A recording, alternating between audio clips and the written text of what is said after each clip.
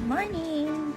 Day 2 na tayo sa Japan at mamamasyal tayo ulit. So, nandito tayo ngayon sa bus station para dumayo sa Ameyoko Market Street. Ito yung parang Green Hills or Divisoria sa Pilipinas. Pagbaba pa lang ng bus, ang dami mo na makikitang gacha. Kaya, ayan, napasubok tayo ng isa. Ay, sino siya? Ito, piano. Let's go, ang lamig. Tatagpuan nga pala ito sa Ueno. Kung naghahanap ka ng murang bilihin, dito na ang tamang spot. Dahil may kita mo na sobrang discounted at talaga namang marami kang choices. Sa sobrang dami na makikita mo dito, talagang mabubudol ka ng wala sa oras. Sakto naman, may nakita na kaming kainan dahil lunchtime na kaya kakain na muna kami. Kailangan na rin namin kumain dahil panigurado mapapasaba kami dito sa lakaran at syempre sa pagod. After kumain, ayan, lakad na ulit tayo. Hindi ko mapapalagpas ang tinatawag nilang tanghulo. Ito yung traditional Chinese snack na fruits coated with sugar. Sobrang excited talaga akong matikman to. Kaya ang binili ko na is yung assorted. Okay, let's eat. Ang tigas pala nito.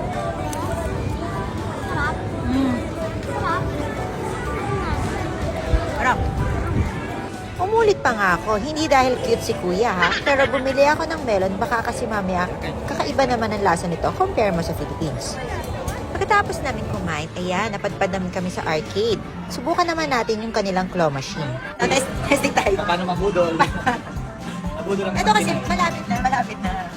Testingin natin, 100. Dahil first time, nagulat pa ako kasi binitawan ko agad yung button which is dapat pala hindi. Pucha ka!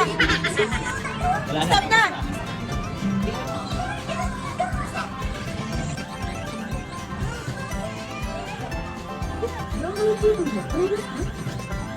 Hindi, nakatali. Madaya. Nabundod na tayo ng 100. Tayo pa natin ang iba.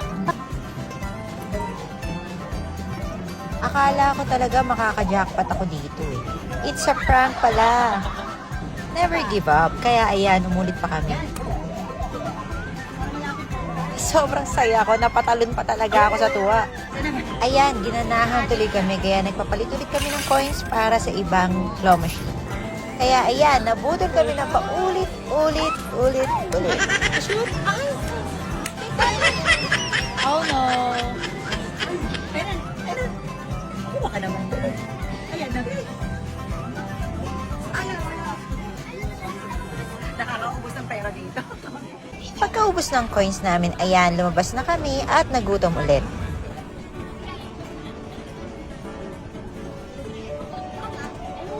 Oo.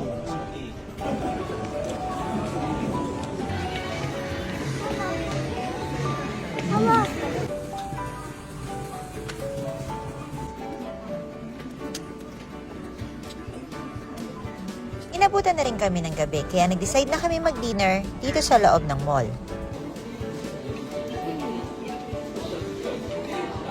Hindi pa dyan matatapos ang gabi dahil nakikrave ako ngayon ng kape. Ay, nakita ako. Starbucks coffee. Okay, Starbucks pa rin sa Japan. Kaya kumalat.